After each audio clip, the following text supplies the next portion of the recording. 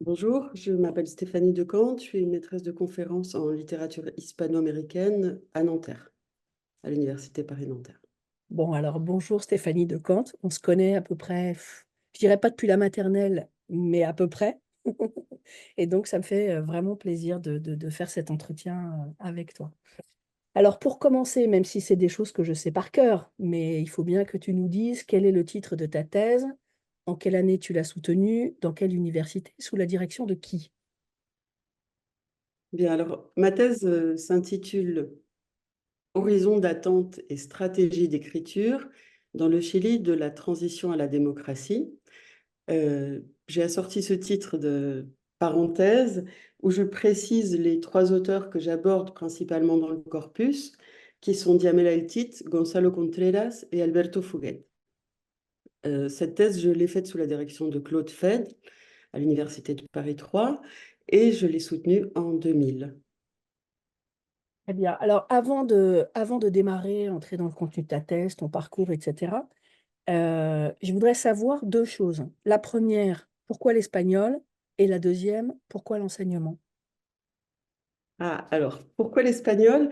Euh, Moi, je suis née dans une famille où l'espagnol n'était absolument pas parlé, plutôt l'italien d'ailleurs que l'espagnol. Euh, Moi, je pense que comme beaucoup d'enseignants-chercheurs, l'élément déclencheur, il a été dans le secondaire. Ouais. J'ai été réellement fascinée par les cours d'espagnol. À l'époque, on enseignait l'espagnol vraiment depuis la littérature. Et je me souviens du contraste en fait entre la façon d'enseigner l'espagnol et l'anglais. Pour l'anglais, on avait des dialogues avec des caches et il fallait apprendre par cœur euh, Hello, I'm Alison, etc. Et en espagnol, ben, on se plongeait dans des poèmes de Lorca, par exemple. Enfin, on courait ce risque vraiment d'aller vers la littérature. Et ça, c'est quelque chose qui m'a énormément plu. Euh, Même, je pourrais ajouter aussi l'élément déclencheur, déjà à l'époque, des voyages et des séjours en Espagne qui étaient souvent épiques. Euh, on voyageait en train, enfin, il nous arrivait toujours plein d'aventures. Et puis, l'émerveillement de découvrir Salamanque, Tolède, etc. Donc, très vite, l'espagnol, pour moi, ça a été une langue, une culture, une littérature, beaucoup plus qu'une langue de communication. Donc ça a été, voilà, pour l'espagnol. Euh, Et l'enseignement, Ensuite, alors? voilà, alors pour la suite, eh bien, bon, je viens d'une famille de scientifiques, donc ça a été un peu une lutte d'imposer mon choix de faire des études littéraires et d'espagnol. Euh, Donc, après un bac scientifique, j'ai fait une hypocagne et une cagne à la Bruyère avec une professeure, je pense, assez mythique pour notre génération en tout cas, qui s'appelle Josette Hervé, qui était très stricte et plutôt intéressée par l'Espagne que par l'Amérique latine. Donc ça, c'était à la Bruyère, à Versailles. Et puis j'ai intégré l'ENS, à l'époque, c'était encore Lyon. Pardon, c'était encore Fontenay. On n'avait pas encore déménagé à Lyon. Et, euh, Et là, les choses se sont en quelque sorte précipitées et orientées plus vers l'Amérique latine. Alors, en 92, il y a eu un premier élément déclencheur pour moi, qui a été une rencontre qu'organisait à l'époque le ministère de la Culture et le ministère des Affaires étrangères, qui s'appelait les Belles Latines. Ah oui. J'ai regardé tout à l'heure ces événements, en fait. Donc, il s'agissait d'inviter tous les ans des écrivains d'un pays donné. Donc, ce programme, il a eu lieu entre 87 et 2010. Ce serait intéressant d'aller regarder dans les archives de tout ça, voir à l'époque, j'y reviendrai tout à l'heure, mais maintenant, moi, c'est des sujets qui m'intéressent énormément. Euh, qu'est-ce qu'on qu'est-ce qu'on sélectionne de l'Amérique latine, d'un pays en particulier, en termes d'auteurs et de corpus d'œuvres? Et bref, à l'époque, en 92, c'était le Chili qui était invité. Et pour moi, ça a été C'est un peu cucu de dire comme ça, mais un émerveillement vraiment. Alors, j'ai recherché les auteurs qui étaient là. Bon, évidemment, moi, celle qui m'a le plus fascinée à l'époque, c'était Diamel Haïtit, j'y reviendrai. Mais il y avait une sacrée brochette, si on peut dire. Euh, Étaient présents José Donoso, Jorge Edwards, Antonio Scarmeta, Poli de Elano, et puis tous les poètes. Juan Luis Martinez, Nicanor Parra, Armando Uribe, qui a été pour moi aussi avec cette espèce de voix de stentor hein, qu'il avait, etc. Donc, tous ces auteurs, pour moi, et la chance de pouvoir les entendre Mm. parler de leur œuvre, mais surtout lire leur œuvre, et ça aussi, j'y reviendrai, pour moi, la lecture orale, elle a été très importante. Euh, Diamela Etit, qui est celle qui m'a le plus impressionnée, avait lu des passages de Lumpérica, qui est un Mm. roman difficile, plutôt expérimental, etc. Mais l'entendre lire, moi je me souviens qu'à l'époque, je relisais toute seule ces textes à voix haute. Enfin, il y avait vraiment quelque chose que je savourais. Mm. Euh, donc ça, évidemment, ça a été, comme à l'ENS, en deuxième année, on a la possibilité de partir à l'étranger. Sans beaucoup hésiter, j'ai décidé de partir, hein. Et là aussi, il y a eu pour moi quelque chose de très important. Alors, c'est assez personnel, mais du point de vue linguistique, j'ai trouvé une langue qui correspondait à mon appareil phonatoire. C'est-à-dire que je découvrais que je me sentais très à l'aise par rapport à la langue qu'on parlait en Espagne, Ah oui. euh, qui pour moi était une prononciation qui déformait mon visage, qui me poussait à faire des efforts énormes. Le chilien, l'espagnol du Chili étant plus éteint, plus intérieur, plus gangoso, ça correspondait mieux, donc j'étais assez à l'aise. Et puis, il y a eu cette... Alors, le Chili en 92, c'est 93, c'était quelque chose, hein. Enfin, Mm. euh, je rappelle, hein, retour à la démocratie, référendum de 88, élection de 89. On est vraiment au tout début de la transition à la démocratie. Et la première expérience que j'ai faite, que j'ai eue au Chili, c'est l'expérience d'un pays gris, Mm. uniforme, un pays d'uniforme. Tout le monde avait des uniformes, les secrétaires avaient des uniformes, tout le monde. Enfin, il y avait quelque chose Ah ouais. de très terne, de très contenu. Et puis un contraste énorme avec l'intimité des foyers où j'ai rencontré, au contraire, une certaine joie qui passait aussi par la musique, la chanson. Je chantais beaucoup à l'époque dans les foyers, en tout cas dans ceux que j'ai pu fréquenter. Et puis un espace de mémoire qui semblait complètement absent dans l'espace public. Donc ça a été pour moi déjà une expérience de contraste très fort et la volonté évidemment de creuser, d'aller plus avant. Euh, En partant là-bas, je me suis inscrite à l'Université du Chili. Euh, donc j'ai eu un point d'ancrage universitaire important avec des camarades universitaires qui sont devenus au fil du temps des collègues, des amis et des collègues aussi, hein. Euh, et l'Université du Chili, à l'époque, c'était encore une université en transition, comme tout dans ce pays-là à l'époque.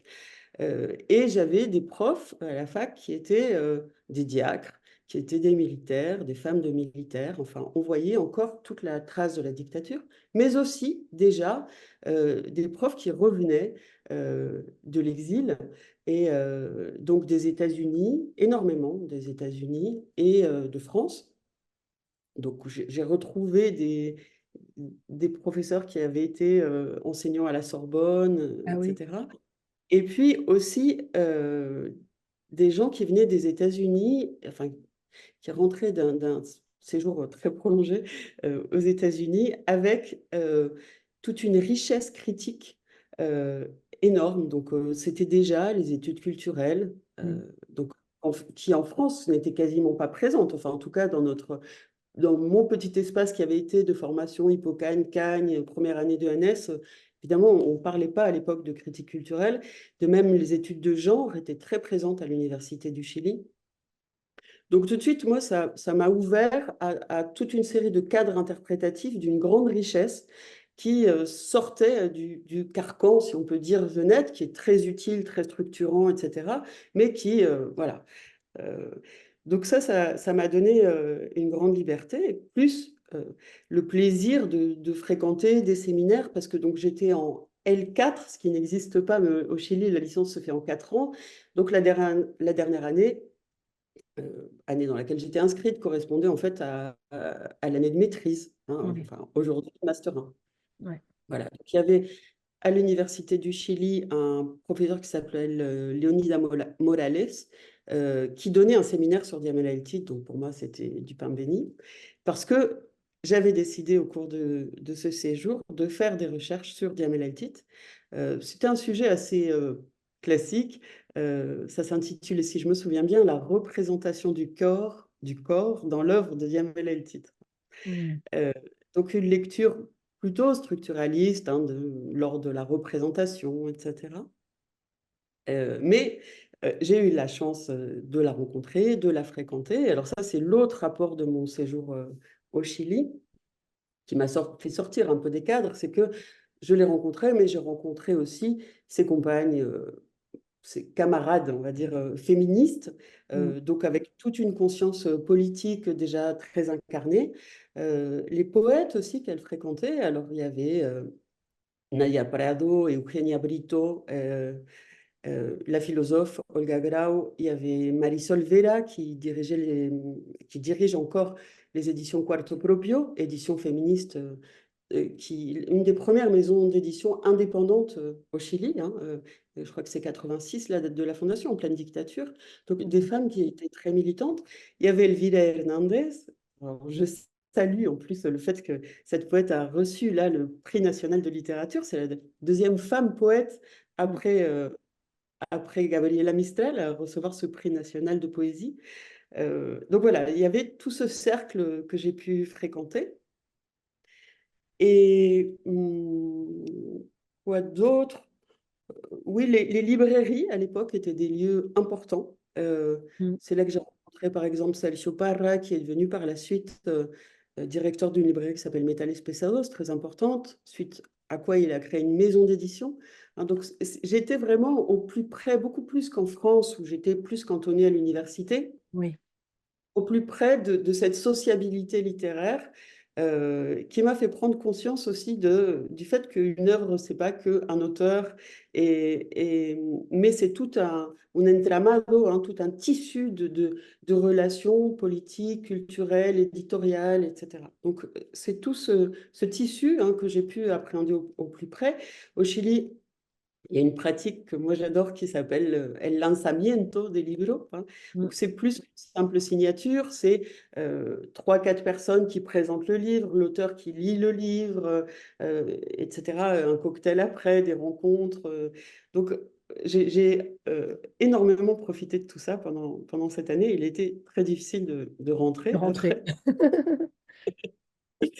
Euh, voilà pour mes premiers pas au Chili, hein. Et déjà pour aller un peu vers, parce que je pense que ça a été déterminant pour orienter mes recherches. Très vite, je me suis dit que j'avais pas envie comment dire, de pénétrer l'intention ou l'inconscient d'un auteur pour expliquer ce qu'il avait voulu dire. Mais moi, ce qui m'intéressait, c'était un, la genèse matérielle des œuvres, et Mm. deux, et surtout au moment de ma thèse, c'était important, hein, il y avait le titre Horizon d'attente, c'était l'impact de l'œuvre sur le public, qu'est-ce qu'on en faisait, comment on l'interprétait, ce qui se passait dans ces lanzamientos justement, non, enfin, et comment les œuvres entraient dans les débats politique et littéraire de la transition à la démocratie, sachant que ces débats étaient houleux, puisque on a un retour à la démocratie avec un néolibéralisme implanté en temps de dictature qui perdure, avec une constitution qui perdure jusqu'à aujourd'hui, hein, puisque la réforme, enfin la remise à plat de la constitution a finalement échoué au Chili. Donc tous ces débats étaient pour moi passionnants, hein, et me faisaient sortir un peu du cadre des études littéraires, disons, plus traditionnelles.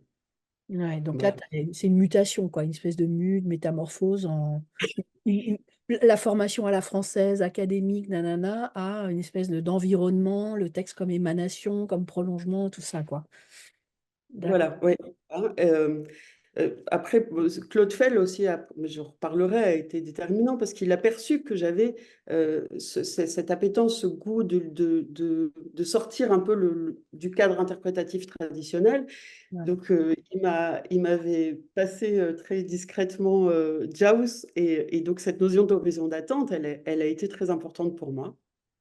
Mm. Euh, Autre chose qui a été importante, c'est quelque chose bon, peut-être non, j'en parle maintenant, qui est spécifique au Chili. Alors, il faudrait que je fasse des recherches plus poussées pour voir, mais en tout cas en Amérique latine, il existe, c'est le seul pays d'Amérique latine où existe à la Bibliothèque nationale un fonds qui s'intitule Références critiques, Referencias Críticas. C'est un fonds qui a été créé, et donc une section de la Bibliothèque nationale qui a été créée à la demande de Gabriela Mistral au début des années 50. Elle avait soufflé ça au directeur de l'ABN de l'époque. Et parce que Gabriela Mistral avait une pratique, elle étant consul, elle connaissait très bien une pratique qui s'appelait le press clipping. C'était déjà des agences de presse qui remettaient au service des ambassades tout ce que le retour dans la presse de ce qu'avaient fait les ambassadeurs. Mm. Et elle a décidé de faire ça pour son œuvre. Donc elle avait une secrétaire qui allait découper dans la presse tout ce qui était écrit sur les œuvres qu'elle publiait, qu'elle présentait, qu'elle lisait en public, etc., etc. Ouais. Et donc ça a été donné, hein, il y a eu un leg il y a une dizaine d'années, je dirais, à la BN d'ailleurs, où on voit, c'est des livres de contes en plus, donc c'est très beau parce que par transparence, on voit les lignes avec les chiffres, etc.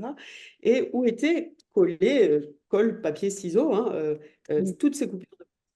Bref, Gabriela Mistral a proposé au directeur de l'ABN de faire la même chose, donc de payer des fonctionnaires archivistes ou pas, pour faire la même chose pour tous les auteurs chiliens. Ah ouais, Donc, formidable. dans ce fonds référence critique se trouvent des carpetas, alors des cartons, puis à l'intérieur des enveloppes, chacun est au nom d'un auteur donné, et à l'intérieur, on trouve des coupures de presse sur leur publication et leur résonance dans la presse. Ouais.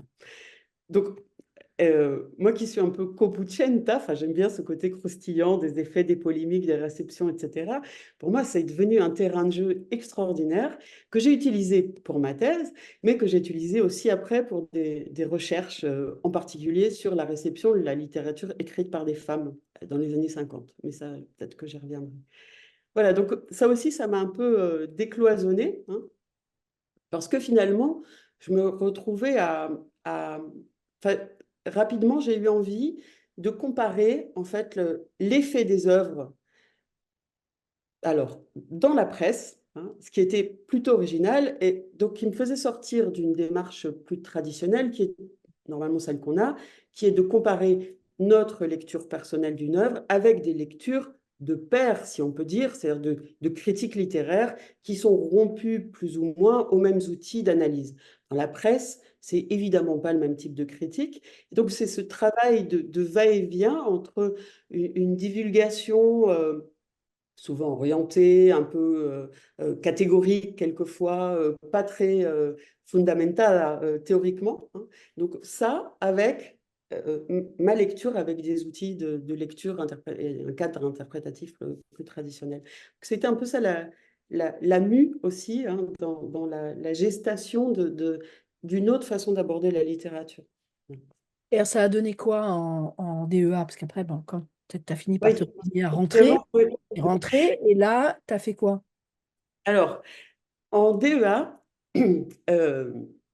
j'ai fait, alors en DEA, on avait deux séminaires, enfin il y avait un mémoire principal et puis un mémoire annexe. Alors le mémoire principal, je l'ai fait, c'était un peu gonflé de ma part parce que c'était presque de la sociologie politique, mais sans avoir une formation de sociologue en politique. Donc, c'était plus de la critique culturelle finalement. Et là, il y a plusieurs professeurs au Chili qui m'avaient orienté vers ça. Euh, et donc, j'ai voulu travailler la notion de postmodernité. Ouais. La façon dont la notion de postmodernité était réutilisée et circulait à l'époque au Chili. Dans une période j'insiste, de transition à la démocratie, où, curieusement, les théories de Lyotard et tout ça, qui étaient critiques de la postmodernité, étaient réutilisées et circulaient au Chili comme si c'était un argument dit qui permettait de démontrer l'hypermodernité chilienne. Ah D'accord? oui. Donc, finalement, il y avait une espèce de contresens interne où ce qui, pour Lyotard et les autres, était un outil de critique du néolibéralisme et de ses effets sur la pensée, sur les systèmes de validation de la vérité dans les débats universitaires, etc. Au Chili et dans la presse chilienne, le Chili était postmoderne et c'était synonyme d'un Chili hypermoderne, donc qui validait tous les bienfaits de la dictature, de l'implantation d'un système néolibéral, etc. Et puis, tout ça se mélangeait aussi avec une autre acception du terme de postmodernité qui est proprement littéraire, donc après le modernisme, etc. Donc là, il y avait une espèce de magma de confusion. Et là, j'ai beaucoup travaillé sur la presse pour essayer de débrouiller tout ça. Voilà, donc ça, c'était DEA. Et le séminaire qui était secondaire, mais qui est devenu déterminant pour moi, il était dans un domaine qui apparemment différent, mais qui est devenu un domaine connexe pour ma thèse, qui était de travailler sur la politique extérieure de Planeta en Amérique latine. Ah oui. C'est-à-dire que j'avais observé, et ça c'est mon premier séjour au Chili qui me l'avait fait observer, à partir de 88, pour rappeler un peu les faits, Planeta implante des succursales un peu partout en Amérique latine. C'est un peu plus des succursales, ce n'est pas des points de vente, c'est des points de production de livres, hein, d'édition. Et il lance, pour englober tout ça, une espèce de concept un peu opportuniste qui reprenait le concept du boom de Nueva Novela Latinoamericana. Et donc, ils implantent ce concept de Nueva Narrativa à laquelle ils joignent un adjectif de pays. Hein. Donc, c'est Nueva Narrativa chilena, argentina, uruguaya, etc., etc. Donc, tout ça a été décliné en fonction des pays. Et comme dans ces années 80, les pays, et surtout les pays du cône sud, mais pas uniquement, se trouvaient dans des périodes de transition à la démocratie ou de reconstruction démocratique, etc., Planeta a joué d'une façon très opportuniste là-dessus. D'abord parce que dans des pays où l'université, on parle de l'université des décombres pour l'Argentine, mais pour le Chili c'était pareil, on pourrait décliner ça avec le champ éditorial. Donc des pays qui avaient été complètement éclatés, enfin, dont le tissu éditorial, culturel, de promotion artistique avait été complètement éclaté, qui avaient besoin de reconstruire ça, eh bien Planeta venait à point nommé pour créer un effet de vitrine culturelle qui donnait à voir à travers la littérature, et c'est ça qui est intéressant, l'image d'un pays neuf, d'un pays qui renaît de ses cendres. J'ai relu le début de ma thèse où je parle de Mircea Eliade et du mythe de la rénovation. C'est ça exactement, hein, finalement. Cette nueva narrativa chilena, en particulier pour le Chili, mais aussi, ça a moins marché dans d'autres pays. Mais au Chili, ça a très, très bien marché.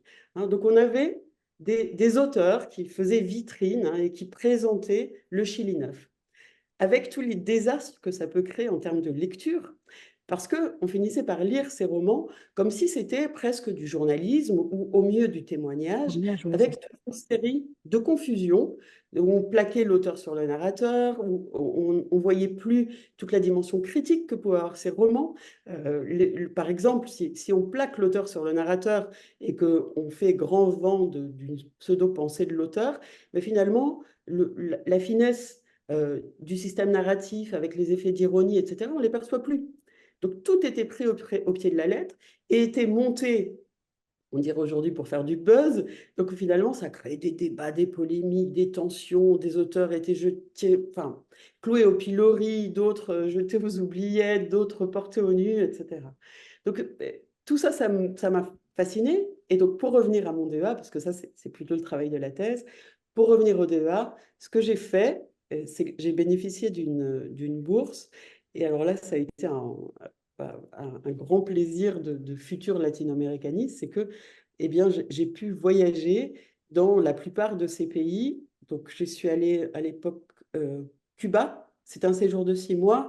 Cuba, Venezuela, Colombie, Équateur, Chili, Uruguay, Argentine. Voilà. Donc, je suis allée dans tous ces pays pour observer ça. c'est un peu mon de ma part, hein, mais presque en exploratrice, les effets Planeta, essayer d'interviewer les éditeurs sur place. Là, Ah j'ai ouais. eu beaucoup de difficultés parce que je me suis rendu compte que dès qu'on voulait entrer dans des données brutes, c'était très difficile, il y avait une grande opacité. Mais quand même, ça m'a fait arriver à une première conclusion qui était que euh, ce, ce phénomène Planeta Biblioteca del Sur était, et ça a été dit par la suite, hein, mais je pense que j'ai été un peu aux premières loges pour observer tout ça, et ma thèse en fait état de montrer un peu tous ces mécanismes d'illusion, de miroir aux alouettes que Mm. pouvait créer Planeta. Euh, Après, les Chiliens ont parlé de néocolonisation culturelle, ils n'ont pas complètement tort, hein. Mhm. Et au fil du temps, quand même, j'ai pu, et avec grand plaisir, observer la restructuration locale du champ éditorial chilien, donc avec l'apparition de l'Homme, avec la présence déjà de Quarto Propio, puis de toutes les maisons d'édition. Maintenant, le Chili, je pense que c'est un des pays phares de l'édition indépendante en Amérique latine. Donc, mais ils reviennent de loin parce que Planeta et après Alfaguara ont eu des Mm. effets assez ravageurs dans un premier temps. Et alors, tu as un exemple comme ça tu parlais tout à l'heure de la lecture au pied de la lettre, le narrateur égale l'auteur, et du coup avec une espèce de contresens, ou en tout cas de lecture biaisée, tout ça. Est-ce que tu as vraiment l'exemple paradigmatique de ça? Oui, alors, je dirais, il y a deux exemples qui sont aux antipodes, et c'est pour ça aussi que je les ai sélectionnés dans ma thèse.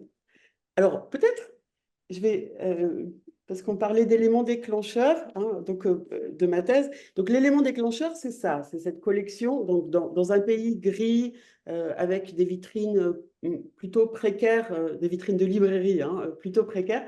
Tout d'un coup, en 92-93, j'ai vu cette collection blanche. Alors voilà, ils sont tous pareils, hein. Mhm. Voilà. Donc ça, c'est la nueva narrativa chilena. Et là, il y avait, alors je finis avec Vaca Sagrada. On pourrait, je pourrais gloser sur les titres et les auteurs qui n'ont rien à voir. Enfin, c'était une espèce de sac où on mettait vraiment. Alors, après, Planeta a essayé d'affiner les choses. Oui, ils ont parlé de nueva narrativa de mujeres, nueva narrativa Ouais. de jóvenes, nueva narrativa de retornados arrepentidos. Ça, c'était atroce. C'était on voit déjà là comment Planeta se faisait le porte-parole de préjugés idéologiques atroces, et en plus avec une intention de lecture plaquée derrière, avec voilà. Donc, il créait des niches en fait qui correspondaient, qui essayait de faire correspondre de façon assez illusoire des caractéristiques sociopolitiques, de genre, etc., d'âge, de l'auteur, Ouais. du public et du contenu narratif. Voilà. Et alors, celui qui a le... Alors, du point de vue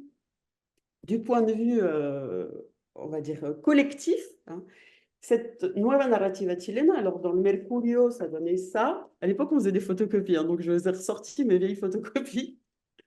Donc ça, ils sont tous caricaturés, hein, systématiquement. Mm. Et puis, ça que j'ai abondamment glosé, interprété dans tous les sens dans ma thèse, estos son los vendidos. Hein.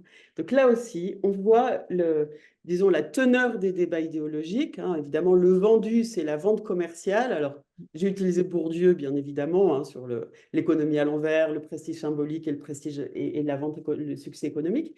Mais dans ce estos son los vendidos, il y avait un implicite qu'on voyait abondamment dans la presse, qui était que ces auteurs étaient tous lus comme des porte-paroles du néolibéralisme. Et Ouais. que, de ce fait même, ils devaient être décriés, critiqués, jetés aux oubliettes ou cloués au pilori. Mm. Celui qui a le plus souffert de ça, après au niveau individuel, je dirais que c'est Alberto Fuguet, Ah oui? euh, qui est celui que j'ai le plus réhabilité dans ma thèse. Alors, Alberto Fuguet, c'est tout un phénomène de société au Chili dans ces années 90, hein. Il publie un premier recueil qui s'intitule Sobredosis, Mm. euh, recueil, enfin pas recueil, livre, hein, roman qui a fait l'objet d'une pièce de théâtre. Salle comble, moi je me souviens que j'étais allée une fois voir une représentation. Il y avait une ambiance de discothèque dans la salle du théâtre. Tous les jeunes étaient identifié, mais à fond dans cette figure hein, du jeune, comment il s'appelle, Marcelo, je crois. Euh, bon, Ouais, ça va me revenir. ouais.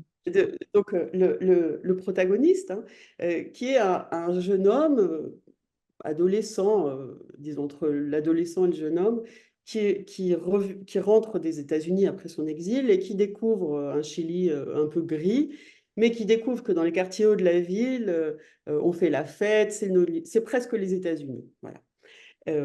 Donc, évidemment, quand on voit l'intrigue, on pourrait penser apologie du Chili néolibéral, postmoderne, tel que les Chiliens l'entendaient, etc. Quand on commence alors, la critique en a dit pique-pendre, il a été systématiquement décrié, soit pour des arguments idéologiques, soit en raison d'arguments normatifs. Parce que dans ce Chili de l'époque, prédomine, surtout dans ce journal catholique conservateur qui s'appelle Le Mercurio, euh, où œuvrait un critique littéraire qui est un cura, Ignacio Valente, hein, qui a fait l'objet d'ailleurs d'un personnage de roman dans Nocturno de Chile de Bolaño. Hein. Le protagoniste, c'est Ignacio Valente, hein, le cura Valente. Et donc, je me souviens que Valente avait écrit euh, de Sobredosis, Es una basofia, donc c'est une horreur, une merde, etc., de una oquedad sofisticada. Ah, Donc, c'est ça le ton de la critique littéraire de l'époque. Hein. Donc, esa basofia de una oquedad sofisticada. Parce que, outre ce biais idéologique, il y avait aussi un biais de ce que on appelle, enfin, de ce que oui, de ce qui a été dénommé comme l'ancienne critique, c'est-à-dire biographisme, mm, critique normative et critique philologique. Hein. On n'est pas encore dans la nouvelle critique, et ce qui prédomine au Chili, c'est ça. Donc, à partir de ça, le biographisme, alors on voyait dans la presse une surabondance d'interviews des écrivains, parce que ça fait partie du biographisme et qu'on voulait plaquer donc la vie et l'œuvre et la pensée de l'auteur sur le contenu du roman de façon très autoritaire, parce que finalement, notre liberté interprétative, elle était complètement orientée, radical, ouais. biaisée. Donc, biographisme, critique philologique, parce que forcément, ces auteurs devaient représenter le pays. Hein. Donc là, il y avait une espèce d'injonction à la représentation du Chili neuf, avec l'effet pervers que ça pouvait avoir. Et puis la critique normative, parce qu'il fallait écrire comme Faulkner. Mm. Donc, ça a aussi orienté dans mon choix de corpus, parce que ça a été la difficulté dans ma thèse. Il fallait que je trouve, parmi tous ces auteurs, il y en avait une vingtaine hein, qui ont été présentés. Si je voulais faire un travail rigoureux de mise en regard de la critique de la presse, de la critique universitaire, mais il n'y avait pas grand-chose à l'époque, parce que c'était des auteurs tous contemporains de mon travail, et puis de ma propre lecture, disons, précise, je ne pouvais pas traiter les 20. Donc, j'ai traité au début d'une façon molaire ce phénomène Noa Narrativa Chilena. Et après, j'ai choisi 3 cas qui m'ont semblé paradigmatiques. 3 cas paradigmatiques. Donc, le premier cas, c'est évidemment Alberto Fuguet, hein, qui a été, donc, comme je disais, cloué au pilori.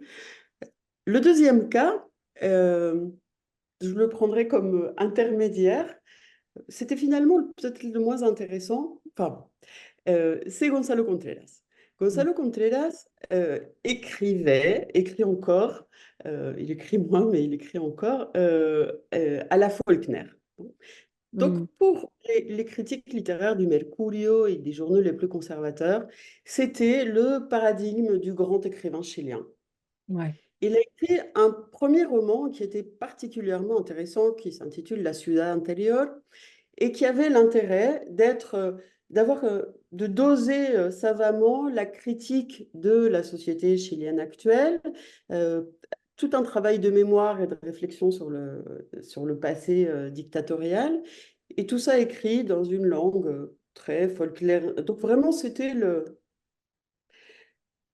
des trois, visiblement, d'après la presse, c'était le grand écrivain. Curieusement, c'est pas celui qui a eu la postérité aujourd'hui, hein, la plus intéressante.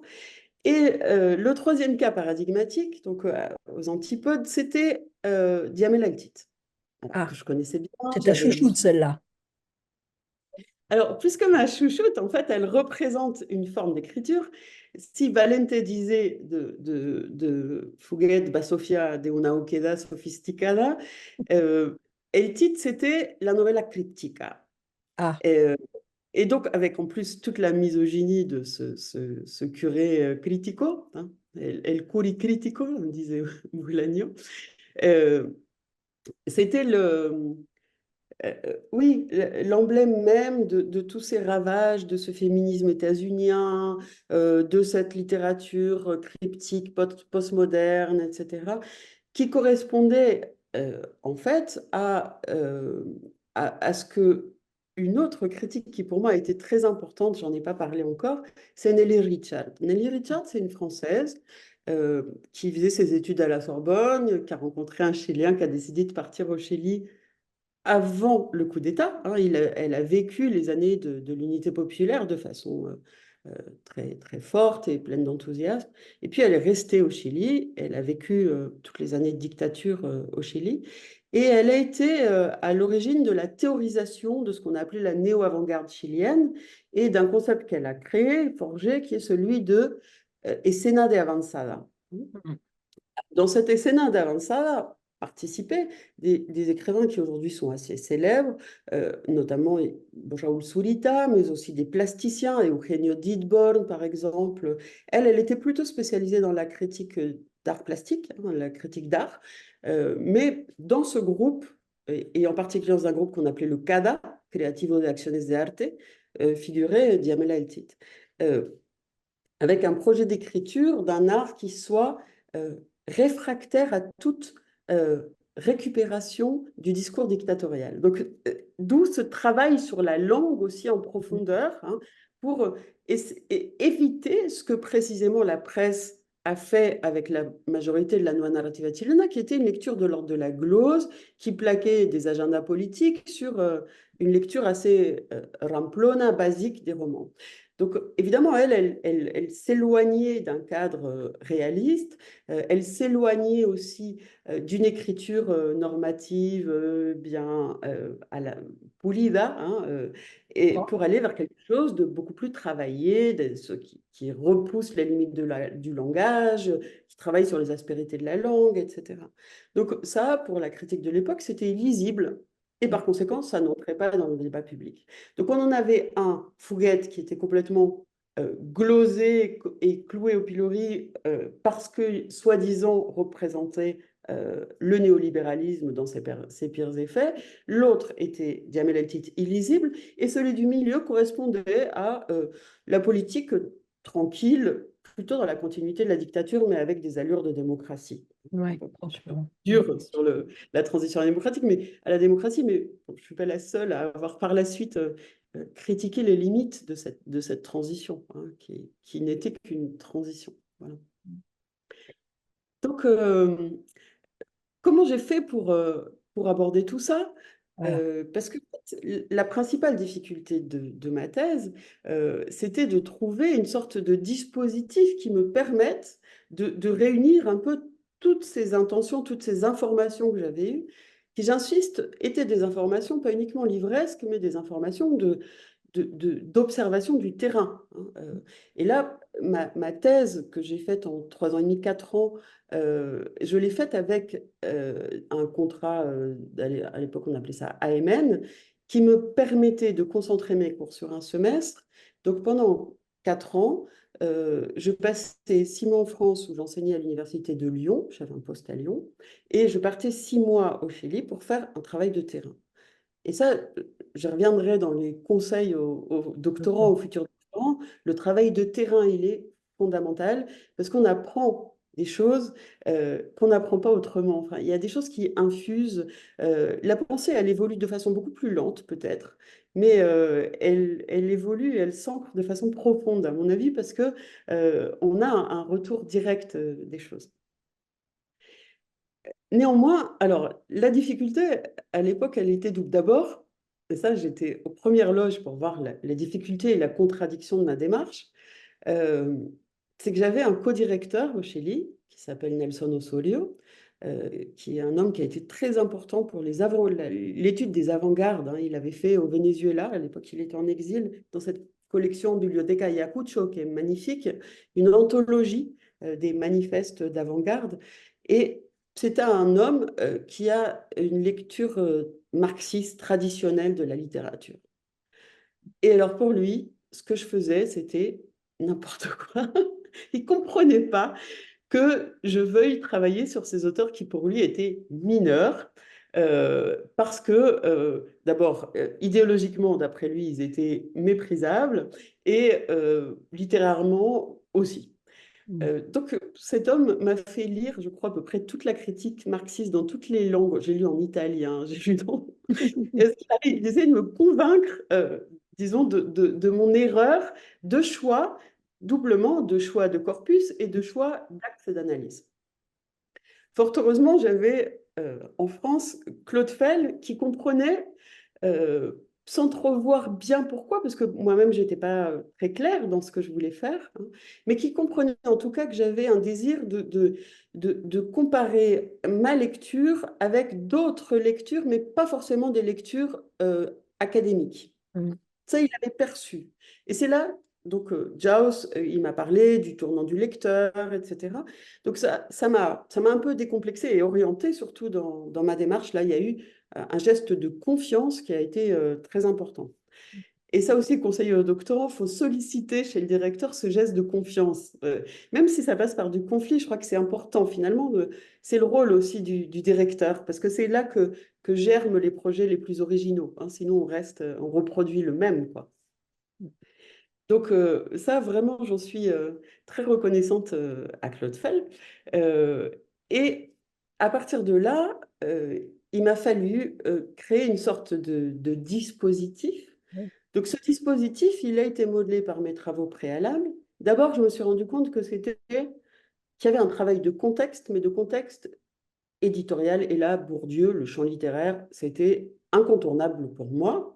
Mmh. Là aussi, je me suis fait taper sur les doigts au Chili parce qu'on m'a dit, ah, cette jeune doctorante qui vient importer la théorie française, Bourdieu n'est pas applicable à l'Amérique latine, etc. Donc, ils avaient en partie raison, ils avaient en partie tort parce que souvent ils avaient des lectures superficielles de Bourdieu, donc ça m'a obligé à retourner vraiment aux origines et aux règles de l'art, cet essai de Bourdieu, puis à d'autres articles de Bourdieu, pour essayer de bricoler quelque chose et en tout cas de faire une sorte de cadastre du champ littéraire et du champ culturel, c'est un peu ambitieux, du champ littéraire chilien, hein. Donc j'ai fait un état des lieux des librairies, souvent avec des données quantitatives dures, hein. Donc structure des librairies, des bibliothèques, donc, où je voyais un peu l'étendue des dégâts laissés par la dictature, Mmh. du champ éditorial et de la presse, parce que forcément, à ça j'ai ajouté, et c'était important aussi, des structures naissantes, des nouvelles institutions, comme le Fonds d'Art, par exemple, qui étaient, à l'époque au Chili, il n'y avait pas de ministère de la Culture. C'était un secrétariat qui dépendait de la présidence. Donc on était dans quelque chose de très précaire, mais il y avait un petit peu de sous pour financer et donner des aides à la publication, des bourses d'écriture, des choses comme ça. D'où le terme de vendidos aussi qui revenait, parce que Planeta, il faut le dire, a largement bénéficié de ces fonds, finalement, hein. Ah! Donc, ouais, oui, forcément, il n'y avait pas beaucoup d'autres alternatives. Mmh. Euh, donc, ça, c'est cette étude de terrain, elle était importante. Et puis après, j'ai beaucoup lu donc, sur l'esthétique de la réception. Là aussi, des difficultés, parce que quand on dit esthétique de la réception, bon, on pense à Jaus, mais ça couvre quand même un champ plus large. Et donc, j'ai dû définir ce que je voulais faire, parce que Jaus, c'est très intéressant, je dirais, graphiquement, hein. Il y a cette idée d'horizon d'attente, il est très utile. Enfin, moi, il me parlait beaucoup. Ah oui. Après, pour l'atterrir, pour le préciser, c'est beaucoup plus difficile. Et je voyais qu'il y avait d'autres théoriciens qui étaient plus dans un close reading, hein, dans une lecture au plus près, avec des enquêtes auprès des lecteurs pour voir comment ils interprétaient en fonction de leurs conditions socioculturelles tel passage d'un livre ou d'un roman. Enfin. Et donc, je me disais, non, c'est pas ça que je veux faire, je peux faire un travail aussi minutieux. Par contre, la presse, ça m'intéresse. Et donc Ouais. là, je reviens à cette section référence critique. Et je me suis dit, si je travaille là-dessus, je vais pouvoir définir des tendances lourdes à partir desquelles dialoguer. D'abord, faire une sorte de diagnostic de la façon dont ces romans étaient lus. Et puis, entrer en dialogue par rapport à ça. Parce que finalement, pour le troisième aspect de ma thèse, qui était plus une lecture, je dirais, classique des auteurs que j'avais choisis, donc Eltit, Contreras et Fouguet, j'utilisais des outils genetiens finalement, hein, donc en particulier le système narratif. J'ai beaucoup travaillé sur la notion d'ironie, j'ai beaucoup travaillé sur l'intertextualité, parce que ces trois aspects me permettaient de démontrer que ces œuvres méritaient, et ces romans méritaient d'être lus comme des œuvres littéraires et pas comme des témoignages ou des enquêtes, etc. Donc c'était une sorte de réaffirmation de la dimension littéraire des romans de mon corpus qui a guidé mon travail d'analyse. Et Et justement, là, j'ai la question de... Parce qu'après, j'ai peur d'oublier, ou toi, te remettre sur le... Ce sera plus facile. Du coup, l'articulation entre 2 et 3, c'est l'argument de la réaffirmation de la dimension littéraire, c'est ça?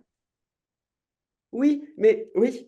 Même on pourrait dire d'une politique de la littérature. Hein. D'accord. C'était pas, parce que justement ce terme de politique de littérature, bon, rancière, hein, mais ça me permettait de démontrer que ces romans avaient quelque chose à dire de façon très critique sur le contexte, mais que ce n'était pas l'intention qu'on leur avait prouvée. En particulier, pour Fouguet, ça a été clé parce que Fouguet, en déconstruisant le système narratif, enfin en l'analysant au plus près, je me suis rendu compte de plusieurs choses. D'abord que c'était un roman qui était en intertextualité totale avec le roman de Salinger, hein, donc, et que de ce fait, déplacer Salinger au Chili, c'était déjà faire une critique de la situation chilienne. Et puis, il était aussi en dialogue avec un très joli roman bref de Scarmeta, qui s'appelle El Ciclista de San Cristóbal. Ah Donc, oui. il y avait là une intertextualité très fine, à la fois avec la littérature nord-américaine et avec la chilienne, et avec une chilienne pré-dictature et coup d'État dictature, qui déjà modelait autrement le personnage et modelait autrement l'intention du roman. Ouais. Et cette dimension littéraire, sans me vanter, personne ne l'avait vue. Enfin, parce que la presse n'avait pas les outils pour voir ça, parce que forcément, hein, il y avait tout de suite un procès d'intention, etc., etc. Donc ça, c'était... Et puis après, les jeux de regard entre les personnages, enfin... Et ce roman, Soleil du coup, prenait une acuité... il a été reconnu après ce roman, de même que Fouguet, après, a été reconnu comme écrivain qui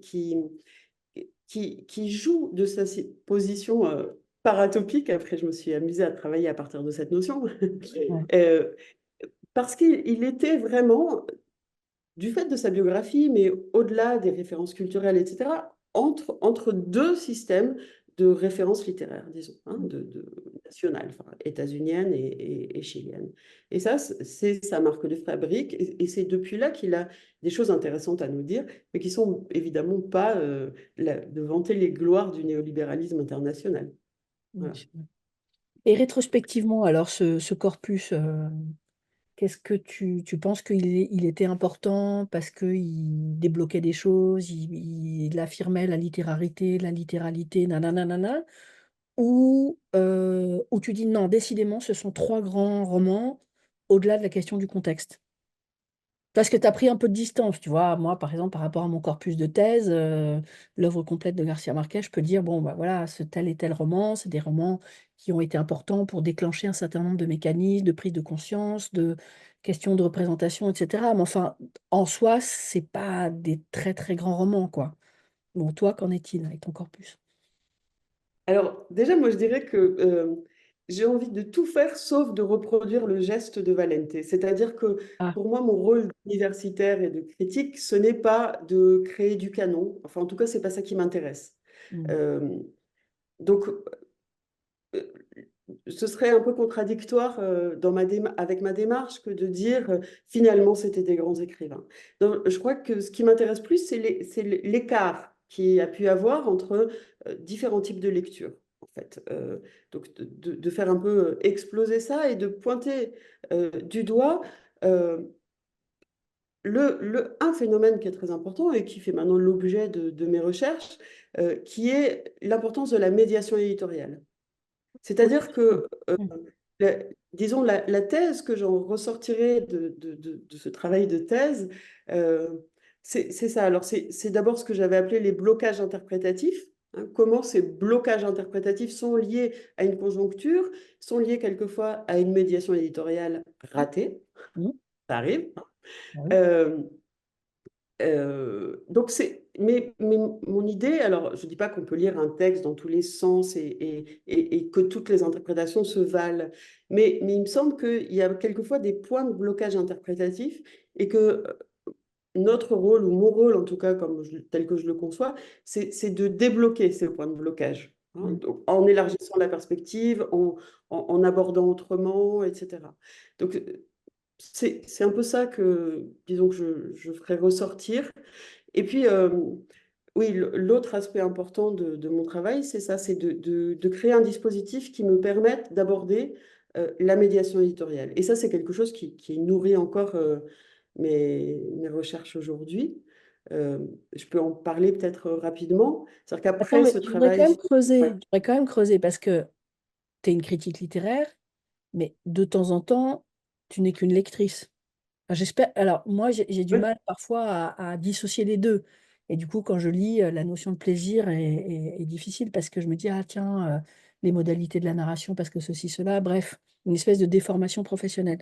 Mais enfin, voilà, quand tu arrives à laisser l'universitaire d'un côté, que tu n'es qu'une lectrice, rétrospectivement, ces romans, tu en penses quoi par rapport à ton plaisir de lecture? Est-ce que tu te dis, je les relirai avec plaisir, je les re-relirai? Est-ce que ça fait partie de mon panthéon des idoles? Ou c'était un corpus de thèse parce que voilà, ça te permettait d'observer ces phénomènes de blocage que tu dis interprétatifs pour diverses raisons. Euh,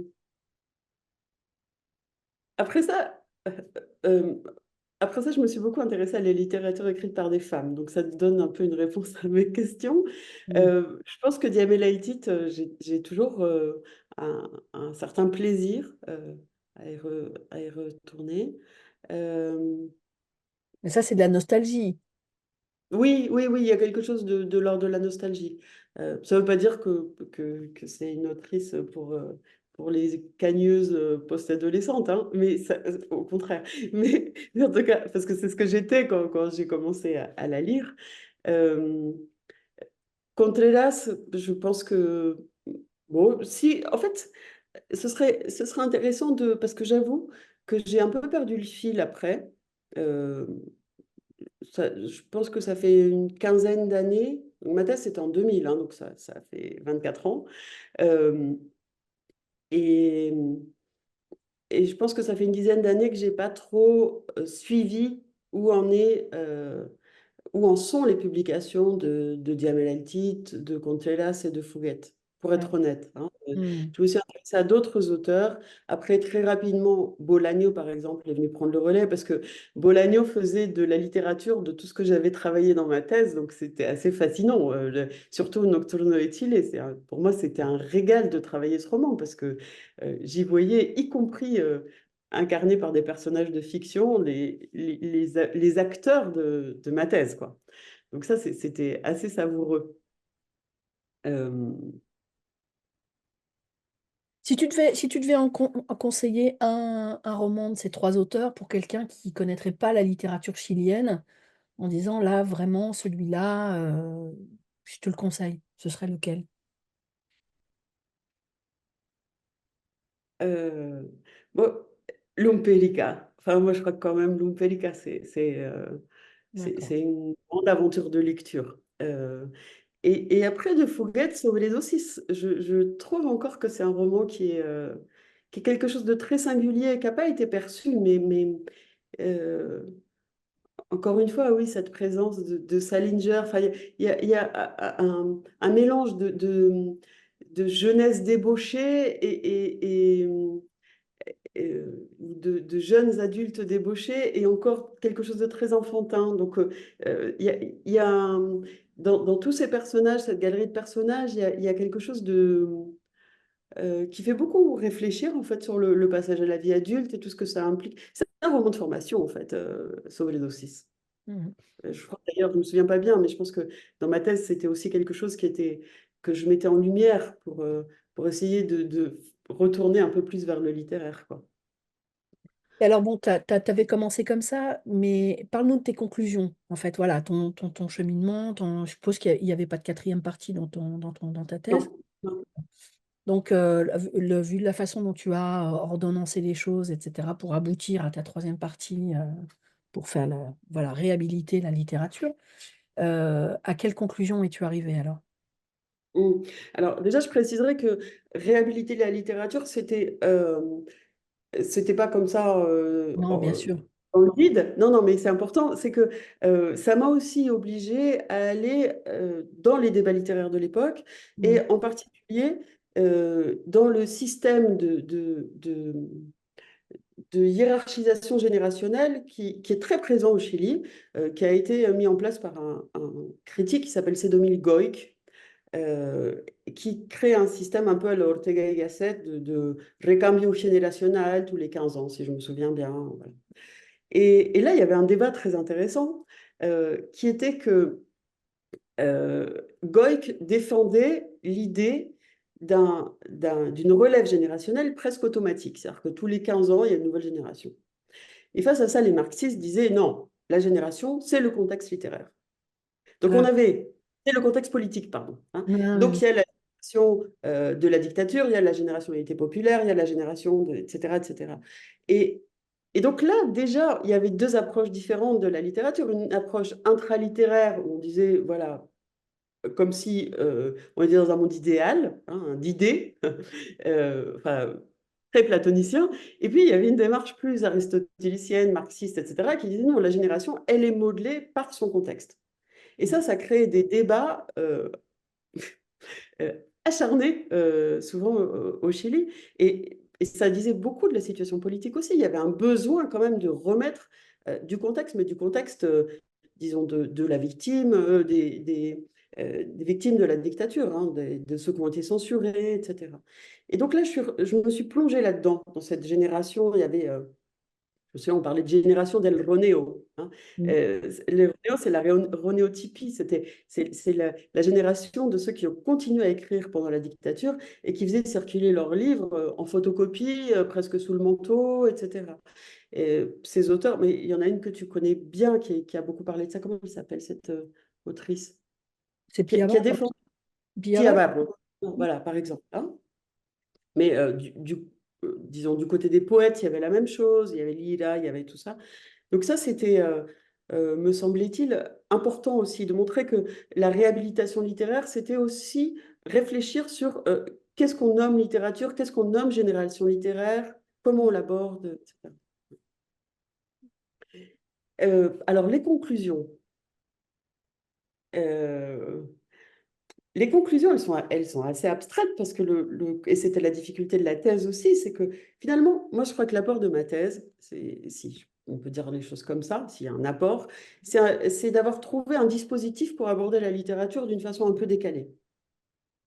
Et ce dispositif, en fait, c'est que euh, euh, ça invite en fait à lire les œuvres comme étant en dialogue avec une période donnée, hein. Mm. Mais c'est aussi lié à mon expérience personnelle, c'est-à-dire que cette thèse, quand même, je l'ai écrite au fur et à mesure que la littérature chilienne se réécrivait. Enfin, ma thèse, c'est entre 97 et 2000, un truc comme ça, ou 96 et 2000.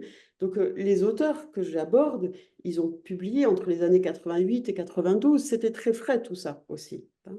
Donc là aussi, c'est peut-être pour ça que j'avais pas de respaldo critique théorique, parce que la critique littéraire universitaire, elle prend un peu plus de temps à s'écrire en général, hein. Elle ne se fait pas à chaud, à des différences de la critique de presse. Alors, l'apport, je pense que c'est une sorte de bilan littéraire de cette période de la transition.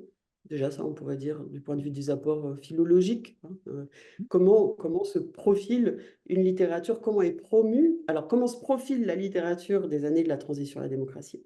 Et puis après, deuxième étape, un peu plus resserrée, comment elle est promue, hein. Et donc là, ça resserre le champ de regard et aussi le corpus.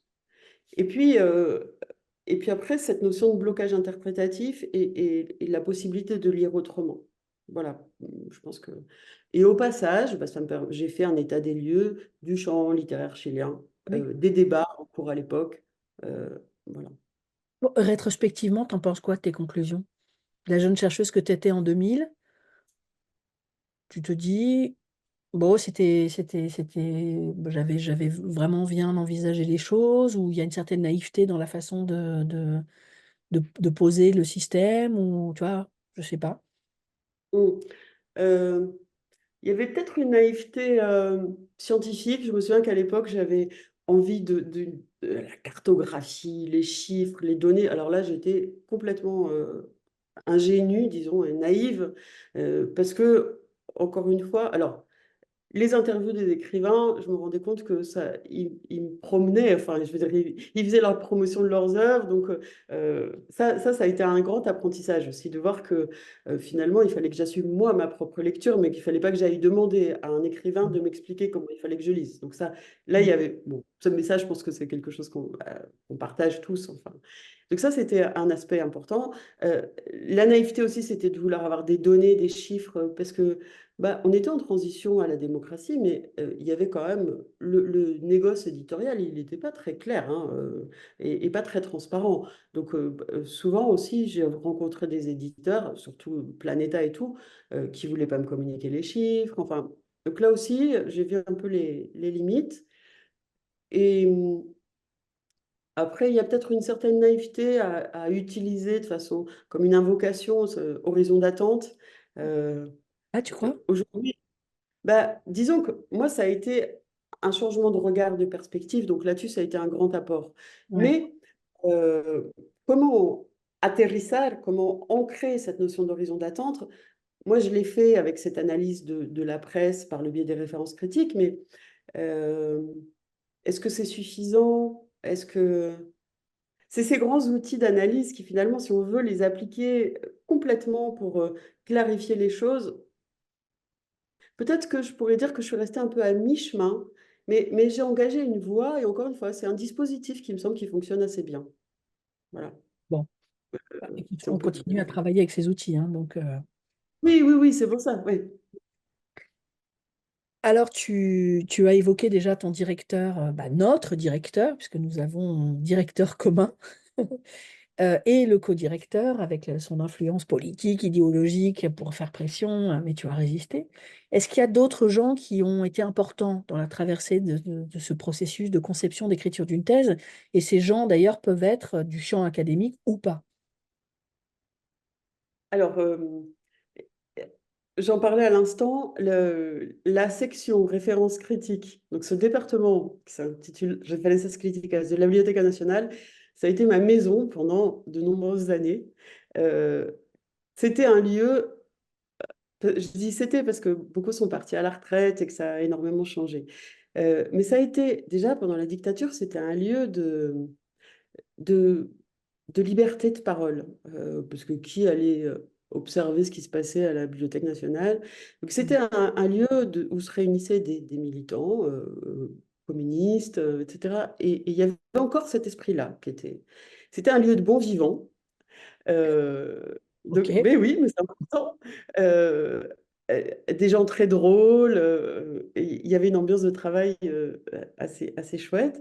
Euh, C'était un lieu de toutes les vanités parce que moi, je crois que j'étais la seule, ils ne comprenaient pas pourquoi j'allais utiliser ces trucs-là, donc personne ne voyait l'intérêt, hein. Enfin, et les seuls qui se plongeaient dans ces enveloppes de carpetas là, avec la référence critique, c'était ceux qui venaient, les écrivains ou les papas des écrivains. Il y avait le père d'Antonio Scarmeta, par exemple, qui venait régulièrement pour regarder ce qu'on avait écrit sur son fils.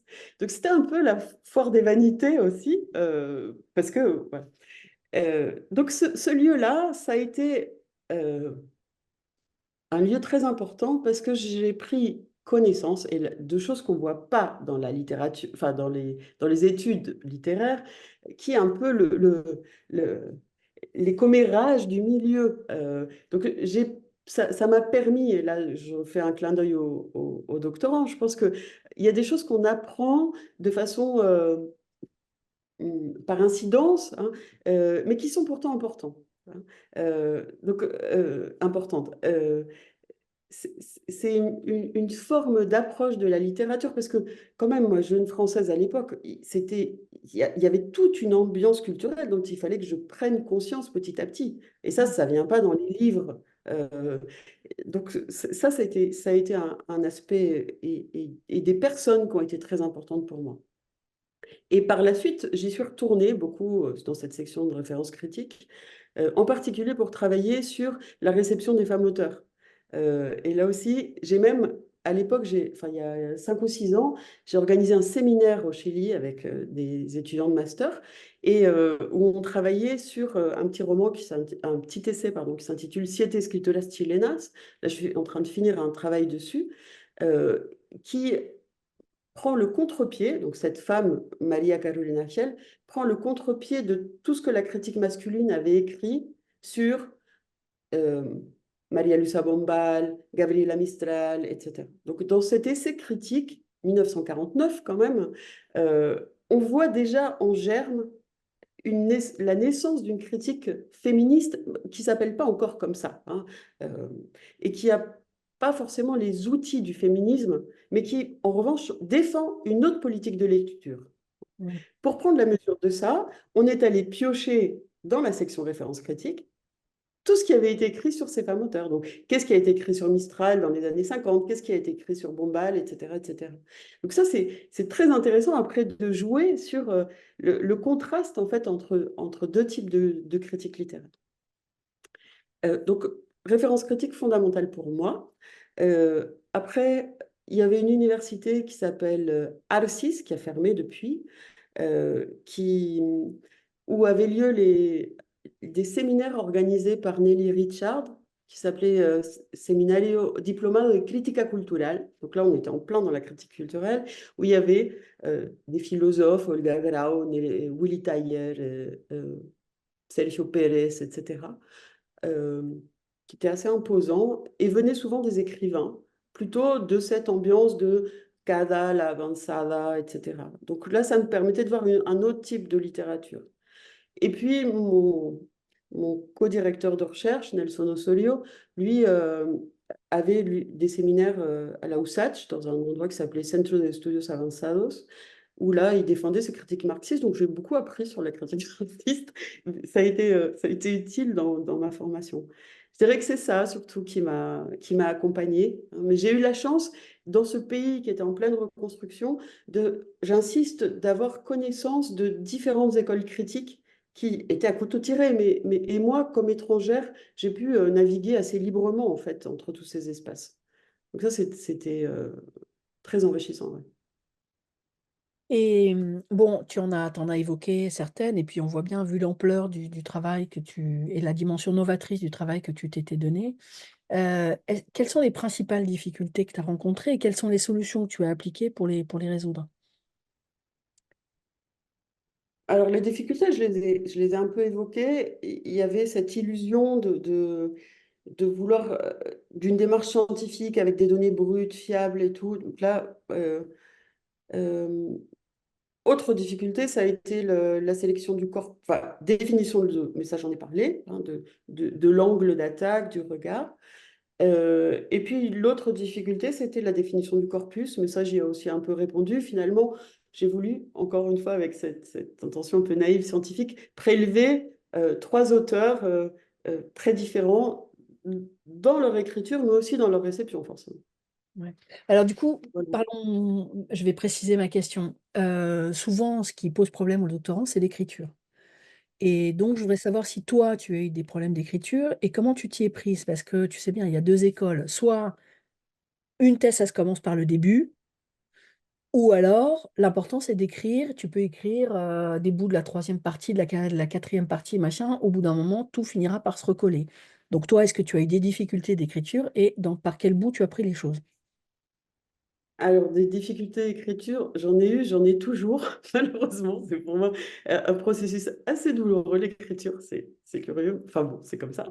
Et pour résoudre ce problème, si on peut le résoudre, je crois que oui, j'ai écrit de façon, disons, c'est parce que c'était trois types d'écriture très différents aussi.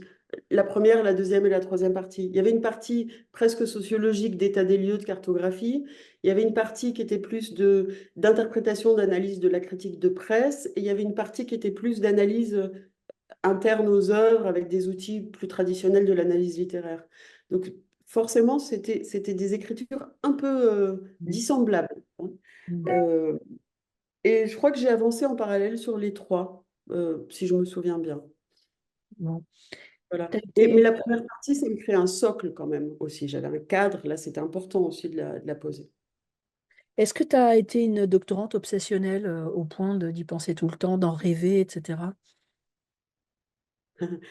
Euh, à la fin, À la fin, oui. À la fin, je me souviens qu'à la fin, j'avais à côté de moi, à côté de mon lit, un bloc-notes et ça m'arrivait d'écrire quelques petites idées fulgurantes qui, le lendemain matin, me semblaient, un, illisibles parce que souvent j'écrivais dans le noir et j'arrivais plus à relire ce que j'avais écrit, et deux, finalement, pas si brillantes que ça. Donc, mais oui, la fin euh, a été plus difficile. Euh, les premières années, c'est des années d'énormément d'apprentissage. J'ai pas rien fait, au contraire, hein, j'étais très active mais j'étais active plus dans la vie, dans les échanges, dans les réflexions, dans tout ça. Mais c'est vrai que l'écriture, je l'ai plus laissé pour la fin. Et ouais, là, c'était plus. Bon, alors, venons-en maintenant, si tu veux bien, à la soutenance. Et pour commencer, dis-nous qui étaient les professeurs qui composaient ton jury. Alors, les professeurs qui composaient le jury étaient Milagros Esquerro, François Delprat et Fernando Moreno. Donc, on avait un chilenista, hein, Fernando Moreno, François Delprat, qui m'avait accompagné. Il était assez proche de Claude Fell, et puis j'ai présenté mes travaux au CRICAL à plusieurs reprises, donc il connaissait déjà un peu ma démarche et mon travail. Et puis Milagros qui a été déterminante par la suite, parce que j'en parlerai un peu, mais j'ai poursuivi un peu ce travail à partir de ce dispositif, mais appliqué à cette écriture féminine. Là aussi, je partais d'un stéréotype, donc c'était plus Nueva Narrativa Chilena, mais c'était écriture féminine, et je voyais tous les débats que ça créait, la réception critique que ça créait pour après revenir à l'étude des œuvres. Donc ça aussi, ça a été une très belle rencontre au moment de la soutenance, justement. Alors la Alors, soutenance, quel souvenir t'en gardes? alors, je regarde des souvenirs déjà épuisés parce que la fin de la rédaction a été assez laborieuse. Donc, je suis arrivée assez épuisée à cette soutenance. Mais j'en garde aussi les souvenirs d'un grand plaisir parce qu'au fond, c'est le seul moment dans notre carrière où on peut parler, à part aujourd'hui où je trouve que je parle beaucoup, mais le seul moment où on peut parler de façon aussi étendue, détaillée des problèmes qu'on a rencontrés, des résultats auxquels on a pu aboutir, etc. Et puis, ça a été une soutenance aussi. Je me souviens que François Delprat était un peu sceptique par rapport à la démarche. Donc, ça a été l'occasion de réitérer certaines choses, de nuancer d'autres choses. Il avait aussi raison sur certains points.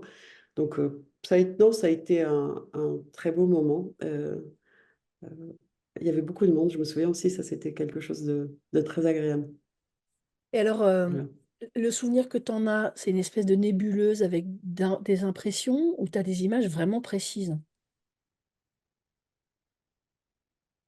Non, c'est une nébuleuse, pour être honnête, je pense que c'est pas très précis. Justement parce que j'étais un peu dans cet état cotonneux peut-être. Euh, ouais, non, je pourrais pas sortir là des souvenirs très, très précis de cette soutenance. Tu étais très, très ému ou très, très fatigué, point. J'étais fatiguée. Alors, il y a quand même quelque chose de particulier dans les soutenances, c'est que le public est très divers. C'est-à-dire il y avait des collègues, il y avait des amis doctorants, il y avait ma famille aussi.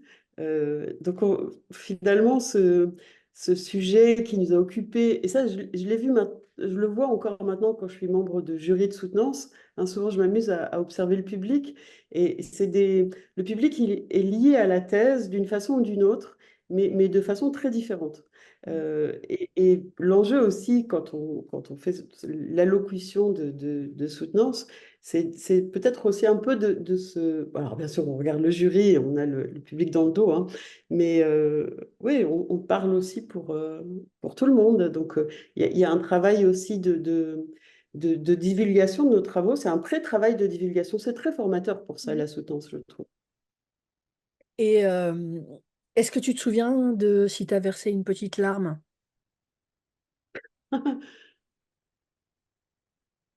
Hum, hum. Oh, non, je me souviens pas de ça. Je me souviens que plus tard dans la soirée, j'avais reçu des amis chez moi et que je me suis endormie pendant la soirée. Ça, je me souviens.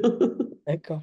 Et est-ce que tu fais partie de ces gens où, je sais pas, le lendemain, le surlendemain, tu t'es réveillé en te disant, «Ah, il faut que je me mette à ma thèse. Ah non, ça y est, je l'ai déjà soutenue». Ou vraiment c'était fini? Non, je pense que c'était plutôt fini. Alors après, très vite, j'ai eu des projets qui se sont enclenchés. Ouais. Notamment, j'avais eu une invitation aux États-Unis à l'université de Cornell Mmh. en plein hiver, je me souviens, puisque je l'ai soutenue en décembre, ma thèse. Et après, je suis partie à Cornell pour... alors, il y avait un séminaire et puis un colloque. Celui qui organisait ça, c'était Luis Ernesto Cárcamo, qui est un Chilien, chilenista, qui avait fait sa thèse sur un corpus similaire, mais lui, il avait mis l'accent sur Pedro Lemebel. Ah. Et on a eu, je me souviens, des débats assez enflammés parce qu'en fait, il comparait euh, Fouguet et Lemebel. Et moi, je soutenais que c'était pas comparable et que c'est pas parce qu'ils étaient différents. Non, mais j'étais très sur la défensive parce que je trouvais qu'il était très délicat de comparer un format roman et un format chronique Mmh. et que ça crée des biais de lecture et des contresens. Et j'en revenais, et là j'étais encore obsédée par la thèse, à ce fameux cadre interprétatif, etc. Donc là j'étais très virulente, donc c'était la preuve que je n'étais pas complètement sortie de ma thèse. Mmh. Aujourd'hui, je pense que je le sais moins. Mais en même temps, c'est un sujet important, hein, comment on aborde tel ou tel type de... Il y a des formats littéraires qui appellent quand même des démarches nuancées. Enfin, Mmh. Ouais, en tout cas de pas lire les choses à plat quoi, en une dimension, dimension. Et alors tout à l'heure, tu m'as pas répondu parce que sobre la marcha, tu t'es laissé embarquer dans le parcours et tout et l'espagnol, mais tu m'as pas dit pourquoi parce que la question d'après, elle est liée à ça. Tu m'as pas dit pourquoi prof? Est-ce que tu avais la vocation, tu faisais partie de ces collègues, qui depuis la maternelle, jouent à la maîtresse, embêtaient les cousins, les cousines avec: «Attendez, asseyez-vous, je vais vous apprendre ceci, cela».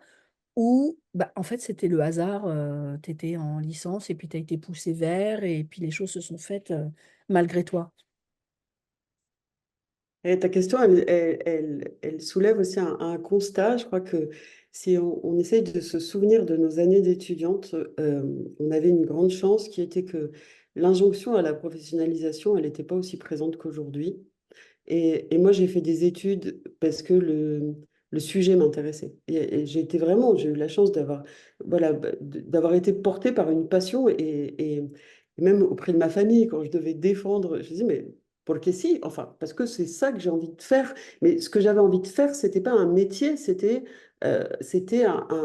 d'être dans un environnement, d'avoir un certain type de réflexion, un certain type de lecture, etc. Donc l'enseignement, c'était pas primordial, c'était plus une conséquence logique, c'est-à-dire que ce que Mmh. j'avais eu plaisir à apprendre, eh ben, j'allais avoir plaisir à le transmettre. Mmh. Euh, voilà, Et tu te souviens de ton premier cours? oui. Euh, Mon premier cours, c'était à Paris 3. J'étais encore, je pense, en master, enfin en maîtrise ou en DEA, donc j'étais très jeune. Euh, alors, le contenu, je ne me souviens pas. C'était bon, Claude Fell qui m'avait fait cette confiance, disons. Et par contre, je me souviens d'une anecdote où j'étais en train, à l'époque, tout était affiché en papier. Tout à l'heure, j'ai sorti les photocopies. Là, à l'époque, les programmes de cours, les salles de cours, tout ça, c'était placardé sur les murs. Et donc, je cherchais la salle où j'allais devoir faire cours. Et une étudiante m'avait interpellée en me disant, et tu sais, elle fait cours où de Kant? Donc ça m'a fait parce que de Kant, c'était moi. Et effectivement, on devait avoir à peu près le même âge à l'époque. Enfin, j'avais quelques années à peine de plus qu'elle. Et alors, tu avais peur? Oh, oui, j'étais assez intimidée, oui. Mais j'étais aussi portée par le plaisir de transmettre ce que j'avais à dire. Mais encore une fois, c'est un peu paradoxal ce que je dis parce que je ne me souviens pas exactement du contenu de ce cours. Et alors, si c'était à refaire, tu prendrais la même voix ou tu dirais non, je voudrais être chanteuse de rock, tu vois? Non, moi, je chante comme une casserole. Non, ça, c'est impossible. Ou autre chose, tu vois, en te disant ah, tiens, c'est dommage, une petite nostalgie, un petit regret, ou non, décidément, c'était fait pour toi. Non, c'était fait pour moi. Alors, moi, depuis quelques années, je pratique de plus en plus la traduction. Et, et, et, et en fait, je me rends compte que je pratique la traduction portée par tout ce que j'ai fait. Bon, je pense que j'ai toujours eu ce goût pour la traduction, mais que la démarche que j'ai, qui est justement beaucoup orientée vers la réception, le lecteur, etc., forcément, ça nourrit ma démarche de traduction et mes réflexions en tant que traductrice sur bah, un peu ces choses assez connues du public, enfin, de la traduction, de la cible et de la source, quoi. Mm. Et je suis toujours un peu écartelée avec ça, c'est-à-dire que, évidemment, la source, l'auteur, l'intention, tout ça, c'est très important. Mais par mes goûts, la formation, la thèse, tout ça, ben, la cible, pour moi, c'est fondamental aussi, quoi. Donc, voilà. Et finalement, dans la traduction, je défends aussi un plaisir que j'ai eu, une sensation de lecture que j'ai eue en découvrant telle ou telle œuvre, et avec le souci de transmettre aussi ce plaisir, quoi. Mm. Donc, finalement, ça, c'est pas très loin de ce qui a pu orienter ma recherche, quoi. Euh, on pourrait peut-être en parler d'ailleurs justement pour pas trop s'éterniser, justement sur en quoi cette thèse elle a été décisive pour la suite et comment elle m'accompagne encore. Alors, je reviens au dispositif et un peu à ce que j'ai dit, des travaux avec Milagros Esquerro, on avait monté un programme ECOS qui pour moi était un grand bonheur parce que c'était l'occasion de collaborer avec celles qui avaient été mes camarades d'études et qui étaient devenues un peu des collègues. Donc il y avait Milagros Esquerro, il y avait Kemi Oyarzún qui a été tellement importante pour faire connaître les études de genre au Chili. Il y avait Alicia Salomone, qui est encore aujourd'hui une collègue, amie, etc. On était assez nombreuses. Michel Soriano aussi y avait participé. Et rapidement, donc moi je me suis orientée vers cette littérature des années 50, mais plus encore sur la critique littéraire des années 50 et cette émergence d'une critique féminine. Donc ça, c'était... ben, il y avait une conférence que j'avais présentée à Nanterre, d'ailleurs, sur Cárcel de Mujeres, un roman de Maria Carolina Archel. Et je m'étais amusée à justement travailler le cadre matériel de ce roman, il était assorti de deux préfaces à l'époque. C'est un roman donc, de 50 et quelques, qui avait été assorti d'une préface d'Ignacio Valente, le fameux Cura Valente, là qu'on retrouve chez Bolaño, qui soutenait ce roman et qu'il transformait en une sorte de confession, alors que le roman avait une dimension politique très forte et Mm. critique que lui gommait en père confesseur qu'il était, avec cet aplomb de la préface, hein. Et puis, il y avait une deuxième critique plus récente qui datait de la réédition du roman aux éditions Quarto Proprio, qui avait été faite par Diamela Eltit, avec une lecture féministe. Donc, je trouvais très amusant justement de voir comment les deux préfaces engageaient à des lectures différentes. Donc, encore une fois, c'est un peu la même démarche, quoi, hein, Mm. de partir de la réception pour renouveler l'interprétation d'une œuvre. Et alors ça, Donc dans tes ça, cours, alors, dans tes cours en tant que prof, ça a une influence dans ta façon d'enseigner?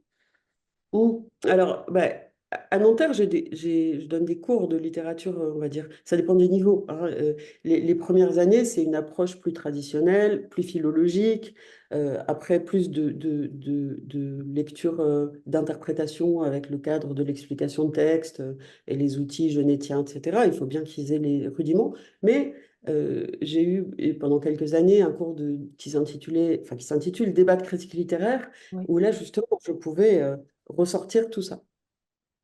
Donc ça, oui, ça me plaît beaucoup d'avoir aussi ce genre de démarche.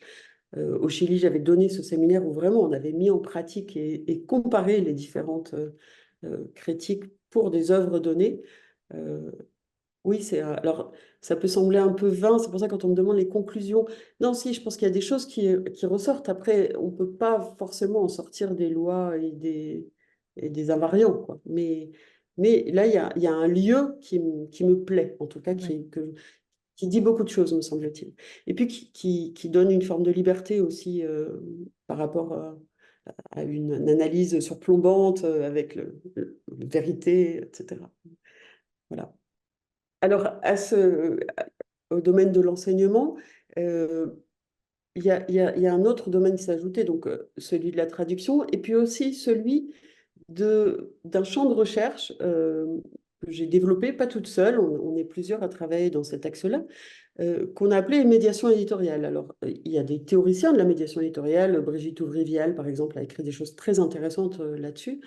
Et, euh, et avec plusieurs collègues, on a créé une sorte de laboratoire interuniversitaire modeste, hein, on n'est pas très très nombreux, et qui s'appelle Medetlat, et qui travaille sur la médiation éditoriale de la littérature latino-américaine en France. Alors ça, c'est une sorte de tour d'écrou supplémentaire, c'est-à-dire que on s'intéresse non plus seulement à la médiation éditoriale locale, ce que j'avais fait pour Mhm. ma thèse, le Planeta, dans les codes et les grilles de lecture, euh, mais on travaille maintenant plutôt sur les choix préexistants à l'importation de la littérature latino-américaine en France. Donc là, il y a Sylvia Molloy qui a été très importante là-dessus, qui a fait tout un travail de recherche jusque dans les années 40 à peu près. Et nous, on a eu l'envie de poursuivre ça. Donc, j'avais fait des travaux, par exemple, sur la médiation éditoriale de Mistral en France. Et là, je pense qu'il y a des apports assez concrets et même un peu des conseils, humblement, qu'on peut donner aux éditeurs.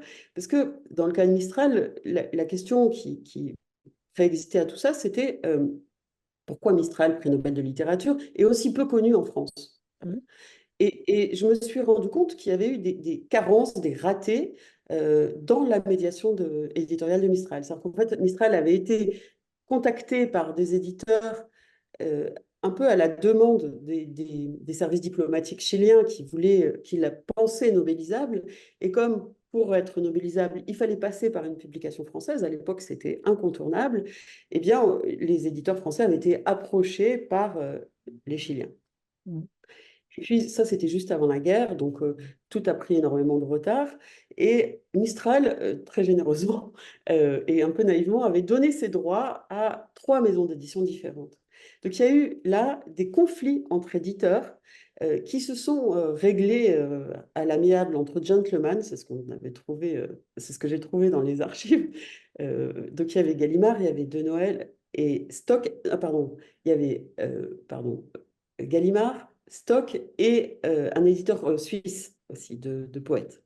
Et, et Mistral ayant donné ses droits, il y avait des conflits entre les éditeurs et ils ont réglé ça à l'amiable en saucissonnant, pour dire les choses un peu, ou en écartelant les recueils. C'est-à-dire que chacun faisait une édition qui réunissait des extraits de différents recueils, avec des Ah oui. redites plus ou moins importantes, etc. Ce qui fait que l'œuvre avait été complètement écartelée et qu'elle devenait complètement illisible. Parce que la première Mistral des Solaçon n'est plus la même que celle de Tala, Lagarde, etc. Donc, et là, enfin, j'avais décortiqué un peu tout ça, voir les débats, les arguments, etc. Et là, grâce à un terrain de jeu encore extraordinaire, qui sont les archives éditoriales. Les archives éditoriales, elles sont... Alors, certains éditeurs les gardent précieusement. Gallimard a son son propre centre d'archives, mais la plupart ont donné leurs archives, parce que c'est assez volumineux tout ça, ont donné leurs archives à un institut qui s'appelle l'IMEC, qui se trouve à Caen, Mm. ou dans une abbaye qui est l'abbaye d'Ardenne, qui est un endroit mais magnifique. Et là, on peut aller voir tout le menu de détail des négociations, des tractations entre l'éditeur, l'auteur, le traducteur. Et on trouve aussi un outil merveilleux, pour en tout cas le domaine de recherche qui m'intéresse, qui sont les fiches de lecture des grands lecteurs. La Mm. plupart des maisons d'édition ont des grands lecteurs, et ces grands lecteurs doivent présenter une œuvre, résumé, trame, intérêt de la trame, etc. Le style, évidemment. Et puis, il y a toujours une partie sur dans quelle mesure ce roman pourrait intéresser un public français.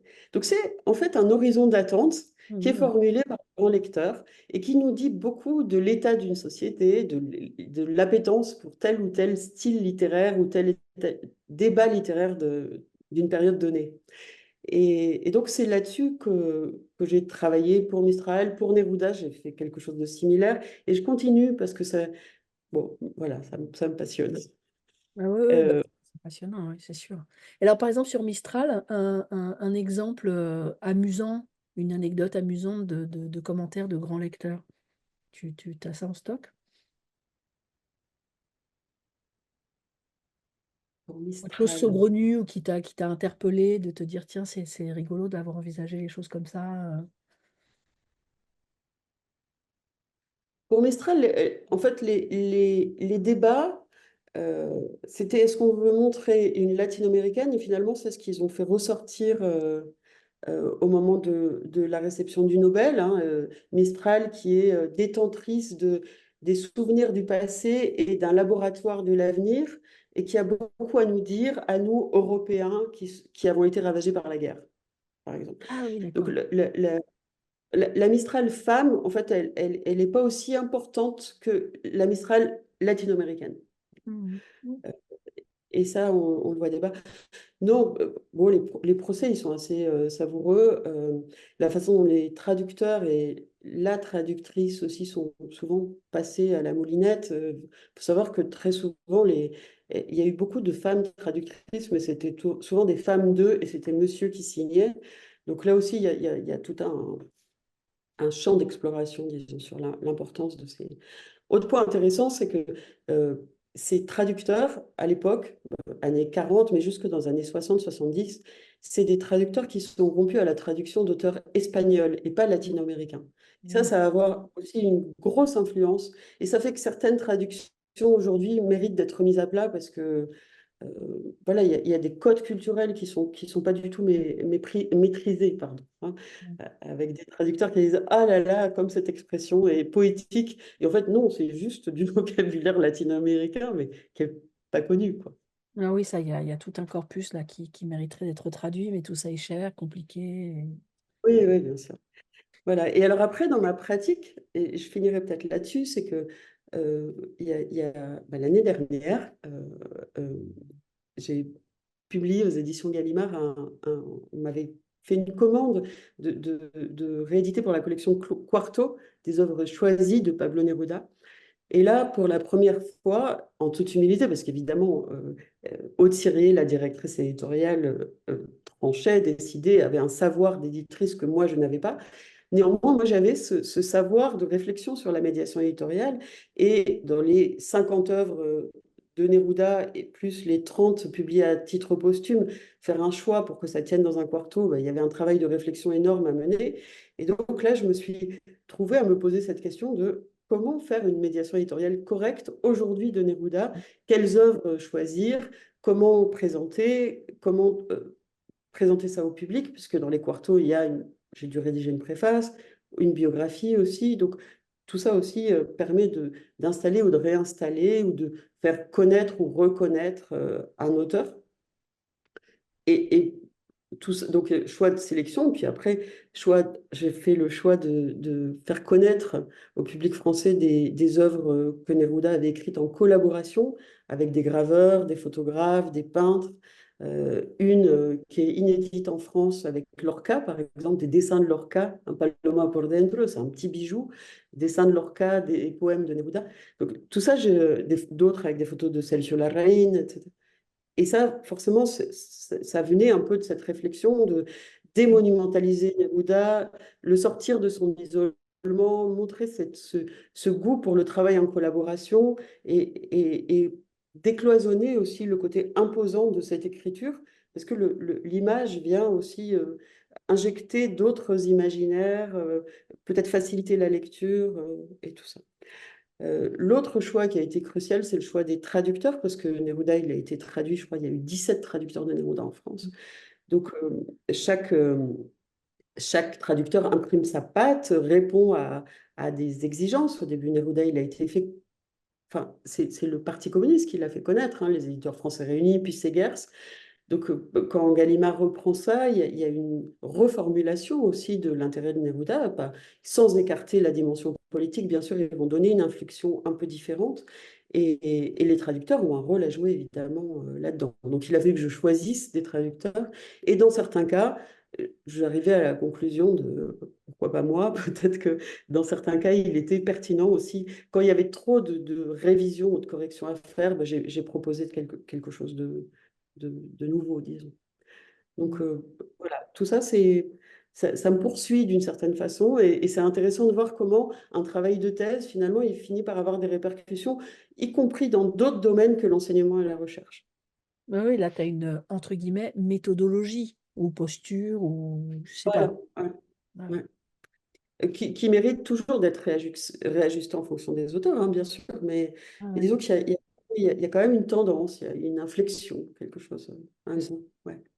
Puis en plus, d'autant plus prégnante que tu l'as fabriquée. Alors, je dirais pas ex nihilo, mais en tout cas, tu as eu besoin de façonner ta façon de regarder, d'analyser, etc. C'est pas comme, effectivement, si tu es, comme moi, une espèce de néo-structuraliste, etc., bah, tu as l'outil et puis après, tu fais passer les textes plus ou moins honnêtement à la moulinette de ton outil. Mais là, toi, voilà, tu partais. Je comprends que le phénomène Ouais. d'appropriation soit plus fort, quoi. Oui, après toi, tu le déclines, j'imagine, de toute façon. Enfin, Oui, il non, y mais a bien sûr. une adaptation. Voilà. Ouais. Puis on adapte Oui, à... alors, la différence, c'est que moi, dès les origines, je suis dans quelque chose qui est de l'ordre du bricolage. Oui. Oui, oui, oui. Oui, oui, c'est ça, Ouais. mais du coup, on voit bien comment tu façonnes au fur et à mesure que de nouveaux textes apparaissent, que tu vas rechercher dans d'anciens, tu exhumes d'autres textes, on voit bien la démarche. Ouais. Bon, Alors, peut-être la limite que j'ai à ça, c'est que ça, je peux me permettre de le faire pour la littérature chilienne parce que j'ai une connaissance du contexte, mais je pourrais difficilement l'appliquer à d'autres pays. Enfin, ce serait tout un travail de fond pour avoir de nouveau ce terreau qui me permette de jongler, de comparer, d'analyser, etc. Enfin, c'est en ce sens que je me sens quand même assez chilenista parce que je ne pourrais pas refaire le même travail pour un autre pays. Enfin, je pense pas. ouais, il faudrait une deuxième vie ou une troisième. D'autres jours, d'autres rencontres, etc. Oui, bien sûr. La retraite, attends, enfin si on y arrive un jour à la retraite. Est-ce que tu as relu ta thèse? Euh, Par bribes, euh, quelquefois parce que pour des articles, par exemple, il y a quelque temps, j'ai fait un article sur les éditions indépendantes au Chili, enfin les éditeurs indépendants au Chili, et eh bien, bah, je suis retournée à ma thèse pour voir les origines du système éditorial chilien. Donc là, oui. Euh, Peut-être pour Diamela El Tit, il me semble, mais sinon, non, j'ai pas beaucoup relu. Et alors quand tu d'aventure, enfin comme ça, tu plonges dedans, euh, et que tu te lis, mais en même temps c'est un peu une autre, parce que bon, tu l'as soutenue en 2000, mais enfin tu l'as commencé avant. C'est qui celle que tu lis? C'est toi ou c'est une espèce d'étrangère un peu... Enfin, est-ce qu'il y a des pages en gros où tu te dis ah c'était pas si mal et d'autres pages où tu te dis pff, c'était pas terrible quand même. Alors déjà, c'est pas moi que je relis, c'est nous, parce qu'à l'époque, j'écrivais en disant nous. Ah, c'est nous que C'était tu les... relis. D'accord. Ben oui, c'est comme ça qu'on écrivait les thèses. Aujourd'hui, ça se fait de moins en moins, mais c'était la norme. Donc c'est un nous. Donc c'est une écriture qui, comment dire, qui se protège avec une sorte de carapace de la rhétorique de la démonstration de thèse telle qu'on l'a pratiquée à l'époque. Euh, Aujourd'hui, je pense que j'ai un peu moins de carapace quand j'écris. Enfin, j'en conserve forcément, puis ça fait partie des codes d'écriture. Mais oui, et après, est-ce que c'est brillant, pas brillant? Je pourrais pas le dire. D'autant que ce que j'ai relu, euh, c'était surtout des données brutes de l'ordre de l'état des lieux, du champ éditorial, des choses comme ça. Donc, mais si, je pense qu'il y a quand même des interprétations dont je suis assez contente, en tout cas dans mon souvenir, puisque je les ai pas complètement relues. Et ta thèse, elle est où physiquement, le volume papier, hein? Elle est au fond de ta cave ou elle est sur ton bureau? Elle est derrière... Et là, je l'ai ressorti. Alors, mais tu l'as Euh, ressortie d'où? non, je l'ai ressorti de mon bureau. Ah, Et elle est en bas de l'étagère, enfin d'une des d'accord. étagères. Ok. Non, elle n'est pas très loin. Elle n'est pas très loin, ouais. Et j'ai juste à côté aussi, enfin, et en fait, en bas de mes étagères, j'ai des sortes de cartons, comme dans la section référence critique de la Bibliothèque nationale. C'est ces cartons où j'archive des choses, donc des photocopies, hein. Aujourd'hui, ça peut sembler curieux, mais j'ai gardé toutes ces photocopies un peu poussiéreuses. Et donc, à côté de la thèse, j'ai aussi toutes les photocopies que j'avais ramenées à l'époque du Chili, justement, des archives de presse, des choses Ouais, comme ça. peut-être ce petit monde de la thèse. Donc, tu as un îlot thèse. Voilà. Alors, quels sont les... Alors, t'en as éparpillé quelques-uns comme ça au fur et à mesure, en faisant les doctorants et tout ça. Est-ce que tu as d'autres conseils à donner aux doctorants? Euh, bah alors, c'est un peu banal de le dire, mais je trouve que c'est bien qu'à l'origine, il y ait une question, alors même si elle est diffuse, mais que ce soit une question qui nous touche, enfin une vraie interrogation. Mm. Euh, voilà, moi, ça me touchait personnellement que des œuvres soient lues de cette façon-là. Ça peut sembler curieux, mais voilà, il y avait quelque chose qui me travaillait au sens de comment on peut interpréter autant de travers ou de façon aussi superficielle ou qu'est-ce qu'il y a derrière ça? Donc c'est là que j'ai à partir de ça que j'ai creusé. Donc ça c'est un point important. Et pour répondre à ces questions, ben, évidemment la théorie est très importante, les essais critiques sont importants, mais aussi les rencontres. Et là j'insiste. Enfin, je crois que quand on travaille sur l'Amérique latine, mais aujourd'hui c'est un peu une évidence, c'est fondamental d'y faire des séjours prolongés. Et parce que les choses apparaissent assez lentement au début. Mm. Et par bribes, et on reconstruit tout ça, on le tricote, détricote, etc. Tout ça, ça prend du temps. Et c'est ça qui fait qu'on a une pensée un peu personnelle, finalement. Et je l'ai dit, c'est aussi des rencontres de personnes. Donc ça, c'est important. Donc quand on, évidemment, souvent, pour repartir à l'étranger, on parle d'archives. Bien sûr, on va dans les archives, mais c'est peut-être pas là que tout se passe. Enfin, les archives, elles sont là pour confirmer des intuitions qui viennent souvent de discussions, de rencontres qu'on peut avoir. Donc, allez voir la vie derrière la littérature ou avant la littérature. Mm. Et alors, pour finir, est-ce que tu peux prendre bah, ta thèse, ta belle thèse blanche, là, parce que j'ai vu que toi, tu avais fait blanc. Ouais. Euh, T'as pas fait plan, toi? non, moi, c'était orange, mais je sais plus je sais plus pourquoi, mais c'est orange. Et est-ce que tu peux l'ouvrir à l'introduction et nous lire la première phrase de l'introduction et surtout nous en faire un commentaire rétrospectif? Tu peux tricher, donner l'épigraphe? C'est déjà aussi Ah, tu peux l'épigraphe. Donc, parfaitement donner l'épigraphe. Bon, pourquoi tu l'as choisi? Ça, je pense que la justification va de soi, mais tu ne te seras pas dispensé pour autant de nous donner ta première phrase. ouais. Mais je vous lis Jaws parce que quand même, c'est très important. Donc, le rôle et l'apport spécifique de la littérature dans le contexte de la vie sociale doivent être recherchés là précisément où la littérature n'est pas réduite à la fonction d'un art de la représentation. Voilà. Je me dis quand même, après, il y a 500 pages et, et l'épigraphe dit tout, enfin, dit énormément en tout cas. Enfin, en tout cas, donne une marche à suivre très claire. Bah, c'est ton credo, ça, en gros. Oui, un peu, ouais. Alors, parce qu'en fait, ne peut pas être réduite à la fonction d'un art de la représentation. Ça n'empêche pas qu'on peut travailler une littérature représentative, réaliste. Enfin, c'est pas une invitation à ne lire que de la littérature non figurative, au contraire, hein, c'est juste un changement de regard sur la littérature. Alors, l'introduction, elle est très banale. Elle est très contextuelle. Au Chili, le plébiscite de 1988 et les subséquentes élections de 89 ont concrétisé un processus dit de transition à la démocratie inaugurant une période qui a couramment été nommée transition démocratique. Alors, là, je fais un travail de traduction et ça, c'est intéressant aussi. C'est que moi, au début, je répétais ce que tout le monde a donné dans la presse. On parlait de transition démocratique jusqu'au jour où j'ai rencontré un historien qui m'a dit, mais c'est une transition à la démocratie. Cette transition, elle a tout sauf de la démocratie. Elle est tout sauf démocratique. Donc, c'est déjà un abus de langage de parler de transition démocratique, puisque cette transition n'est pas démocratique.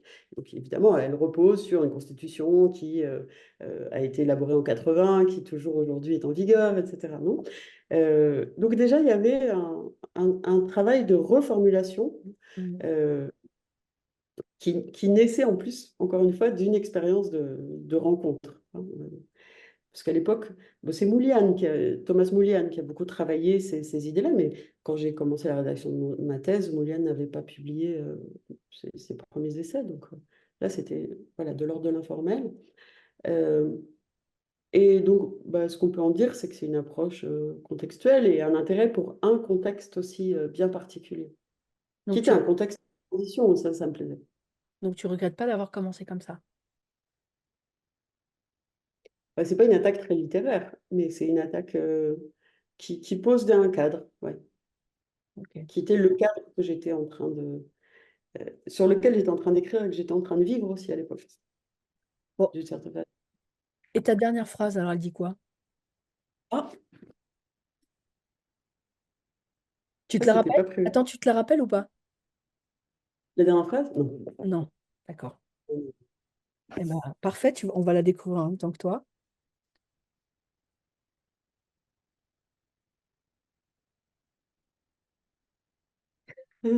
Ah, c'est une phrase d'ouverture, comme on nous disait de faire dans les thèses, donc les travaux possibles.